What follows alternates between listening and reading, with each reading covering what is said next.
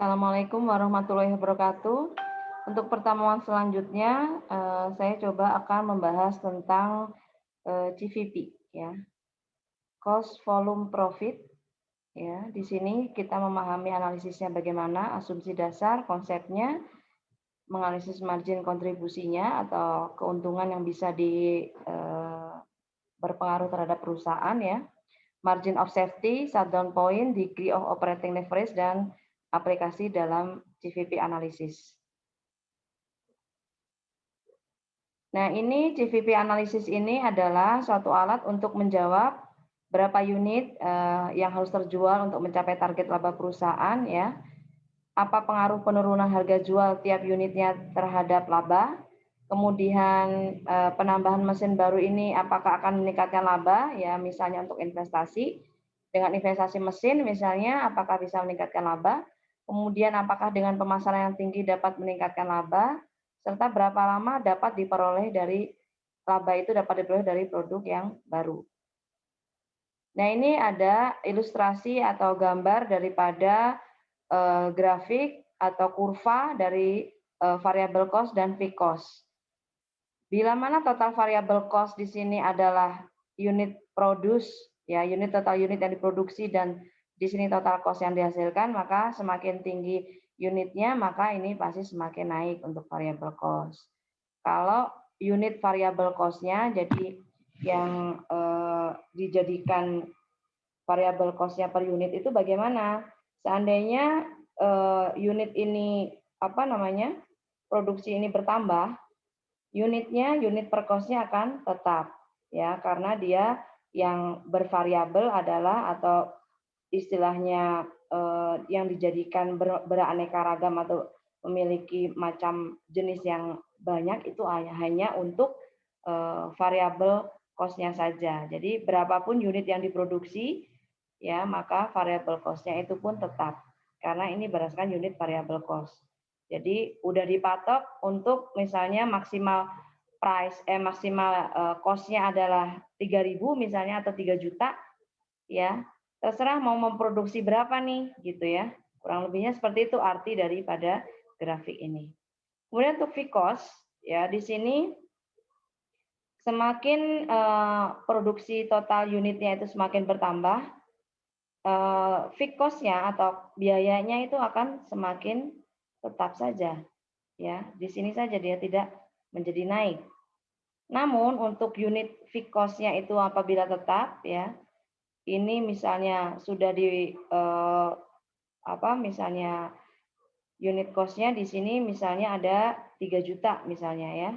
Tapi produksinya bisa saja bertambah, ya, karena yang ditetapkan hanya cost-nya saja, tapi unit produksi pun bisa bertambah. Di sini sudah ditetapkan misalnya di angka ini. Tapi unit cost-nya bisa di sini, bisa di sini, bisa di sini, ataupun bisa di sini. Bahkan maksimalnya di titik ini. Kemudian untuk pentingnya CVP analisis ini, ya, untuk menentukan harga jual per unit, bauran produknya yang dijual akan seperti apa, strategi pemasarannya pun bagaimana, dampak keuntungannya pun seperti apa terhadap perubahan biaya. Asumsi dalam CVP, ya, total pendapatan bersifat linier atau prosentase perubahan pendapatan sama dengan prosentase perubahan volume penjualan. Biaya dapat dipisahkan menjadi biaya tetap dan biaya variabel. Mungkin ini sudah kalian pelajari dalam akuntansi biaya. Kemudian efisiensi dan produktivitas secara konsisten. Artinya tidak boleh berubah-ubah. Dia sudah menetapkan, kalau dalam CVP ini sudah ditetapkan nih. Misalnya saya bulan depan mau memproduksi misalnya 3.000 unit baju misalnya, ya. Dan ini tentu saja untuk efisiensi maka sudah ditetapkan biayanya. Maka bisa digunakan CVP analisis. Ini ada konsep dalam CVP analisis, ya. Apabila sepatu itu diproduksi 5.000, kemudian harga jualnya adalah $20 per unit, variabel cost-nya adalah $12, fixed cost-nya adalah 40.000 per bulan, ya. Maka di sini perhitungannya sales-nya 5.000 tadi, kita lihat di sini 5.000 unit dikalikan dengan 20 adalah harga jual, sama dengannya adalah 100.000, kemudian variable cost di sini 5.000 unit dikali 12 per unitnya ya, variable cost, maka dapat 60.000, didapatkan contribution margin ini dikurangi 40.000, fixed cost-nya kebetulan juga 40.000. Jadi operational profit atau laba operationnya itu adalah 0 karena dari margin kotor ternyata keluar untuk fixed cost 40.000. Jadi nggak punya profit dia, ya. Contribution margin adalah the balance with available to cover to fixed cost of the company. Jadi dia itu merupakan suatu penyeimbang ya untuk dijadikan semacam biaya yang mengcover atau istilahnya menutupi dari fixed cost perusahaan. Ya, bagaimana kalau fixed cost-nya lebih besar? Ya, dia mengalami kerugian atau operational loss di sini. Ya, minus biasanya. Misalnya fixed cost-nya 60.000, berarti ada minus 20.000 operational loss di sini. Jadi sales ini ya, bahwa penjualan ini terdiri dari variable cost, fixed cost dan profit. Jangan sampai pada saat kita menjual suatu produk ternyata kita tidak mengalami profit. Untuk apa perusahaan didirikan kalau tidak mencapai profit? Ya, kalau tidak mencapai profit itu namanya yayasan atau NGO. Ya, artinya kalau company itu pasti profit oriented. Kemudian di sini kita lihat marginal income statement. Artinya ini pelaporan dalam laba ruginya. Bagaimana pelaporan dalam laba ruginya? Ini hanya disajikan dalam bentuk persentase ya. Ini tetap perhitungannya seperti tadi, kita lihat yang ini. Per unitnya adalah 20, ini adalah 100% dianggapnya. Sales ini adalah 100%. Variable cost ternyata ini adalah 60%. Ya, diambilnya dari 60 per 100. Ya, jadi 60%. Kemudian kontribusinya berapa? 100 dikurangi 60 jadi 40%. Ini merupakan kalau per unitnya dibagi adalah 8. Ya, dapat 8 per unit. Kalau ini $12 per unit. Jadi contribution margin itu hanya $8 nih per unit ya. Nah, ini kurang lebih rumusnya ya. Bisa dilihat di sini total sales dikurangi variable cost adalah total marginnya. Sales price per unit ya, atau penjualan per unit dikurangi biaya cost per unit ya, biaya variabel per unit itu adalah contribution margin per unit. Rumus-rumus ini adalah yang paling mudah yang coba saya sampaikan untuk kalian lebih memahami, lebih mudah memahami. Untuk titik break even point atau untung tidak, rugi pun tidak, artinya balik modal, tapi tidak mengalami kerugian dan tidak mengalami profit. Yaitu apabila titik di mana perusahaan tidak mendapat laba dan tidak mendapat kerugian. Total revenue sama dengan total cost. Total contribution margin sama dengan total fixed cost. Seperti tadi ya ini. Berarti tidak ada profit. Nah, ini rumusnya yang ada di sini. Ya. Total contribution margin ini ya sama dengan fixed cost ini. Ya. Jadi ini titik BEP. Jadi ini udah BEP nih. Ya, 0 dia. Ya.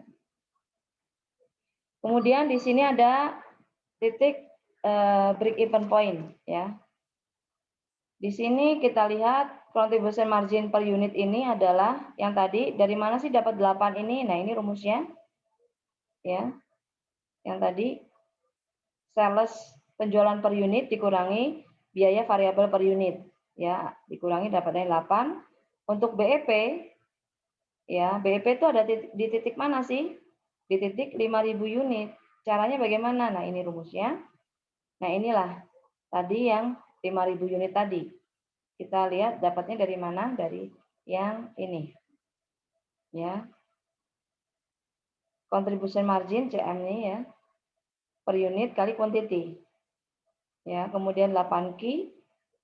8 diambilnya dari sini kali 40. Mungkin lebih paham ya kalian. Dapatnya 5.000 per unit. Untuk break even point per TPM ya. melalui pendekatan contribution margin approach.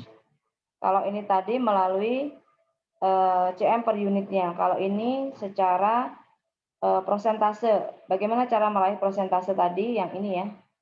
Dari mana sih dapat 40? Nah, ini cara perhitungannya. Ya, di breakdown di sini dapatnya 40. Kemudian ini adalah BEP dalam per TPM dalam rupiah dolarnya. Ya, total fixed cost didapatlah 100.000 dolar di sini ya. Kemudian ada kesimpulannya. Ya, untuk kesimpulannya di sini bisa dilihat dari contribution margin per unit ya, dikalikan 100. Nah, ini rumus-rumus ya BEP TPM tadi. Ya, summary-nya, kesimpulannya ya. Kemudian perusahaan menargetkan laba penjualan 30.000. Bagaimana kalau labanya 30.000? Ya, tinggal dimasukkan rumus. Target profitnya adalah 30.000 dibagi tadi per unitnya adalah 8 ya. Dapatnya di sini adalah 8.750 per unitnya. Kemudian di sini perusahaan mengangkat laba 30.000 ya.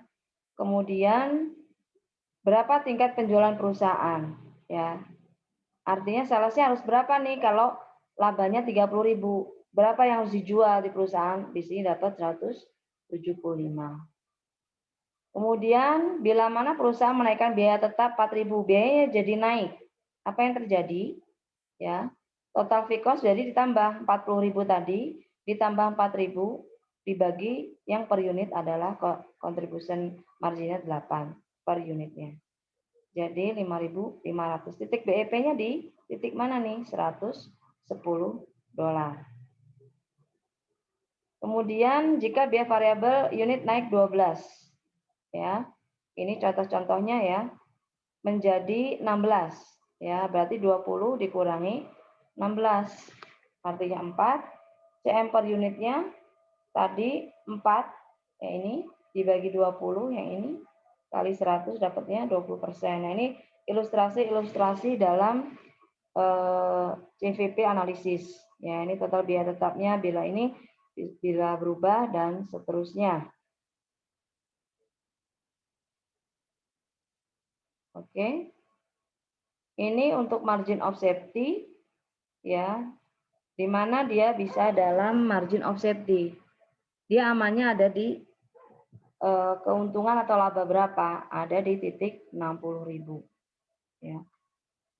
Baik, mungkin sekian untuk materinya. Nanti silahkan bila mana ada pertanyaan dalam media pembelajaran perkuliahan di kelas. Terima kasih atas perhatiannya. Wassalamualaikum warahmatullahi wabarakatuh.